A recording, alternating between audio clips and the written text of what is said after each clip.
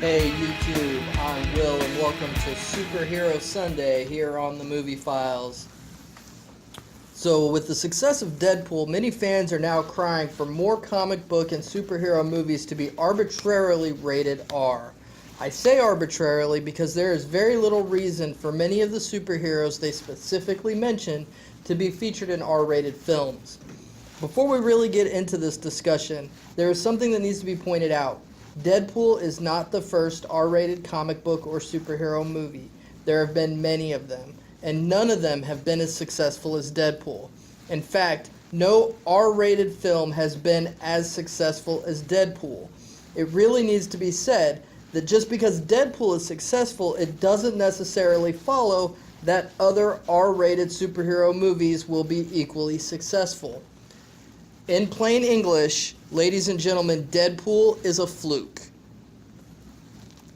There are certain comic books and superheroes that cannot be made without an R rating. Among these are The Punisher, Sin City, and Watchmen. My first inclination would be to put Ghost Rider on this list, but in all honesty, the PG-13 Ghost Rider movie was actually a much better film than the R-rated sequel, or requel if you want to call it that.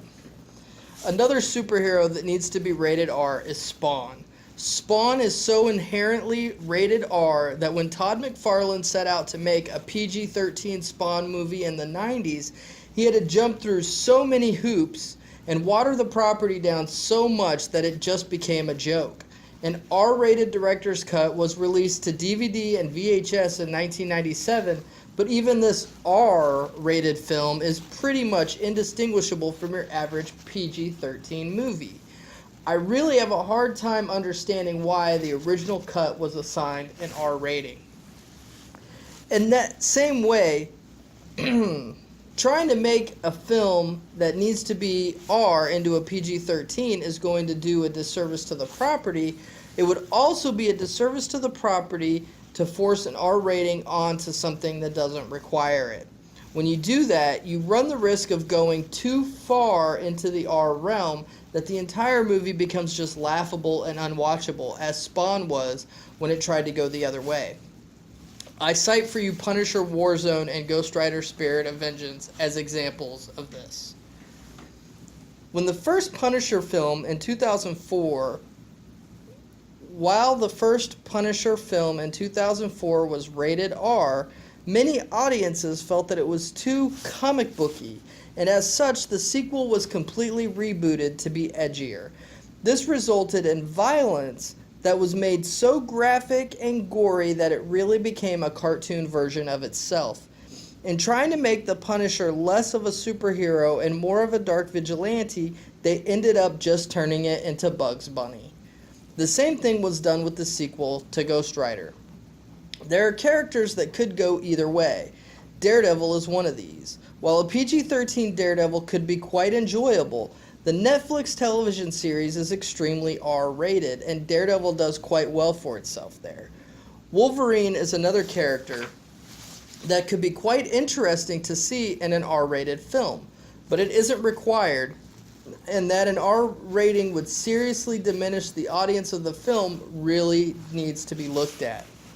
See, this is where the Deadpool argument doesn't stand up to scrutiny.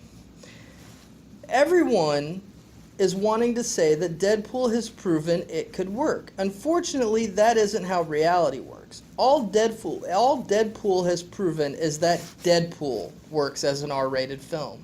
There are far more examples of R-rated superhero movies that haven't worked than there are examples of them being super successful. While it's true that Hollywood shouldn't shy away from making R-rated superhero movies if that's the rating the film requires, they should be wary of just making superhero movies that are R-rated arbitrarily. I'm hearing a lot of people saying that X-Force, if Fox does indeed make an X-Force film, should be rated R. There is no reason for X-Force to be rated R. All that's going to do is limit the audience of that film. I would also be wary of making an R-rated Wolverine film. What can you really do with an R-rated Wolverine that you can't do with a PG-13? The Wolverine movies are quite violent as is. All they really all they can really do is bring more blood and gore into it, and that was what derailed Punisher Warzone. I would encourage fans to truly think things through before they start these campaigns and start making these demands. Thanks for listening, and have a nice day. Hi everyone. If you enjoyed this video, be sure to like, share, subscribe, follow me on Facebook and Twitter, and make sure you head on over to TheBlaze and check out my weekly column where I do movie reviews and general Hollywood industry commentary. You can find the links for all those things in the description below. Thanks for watching, and have a nice day.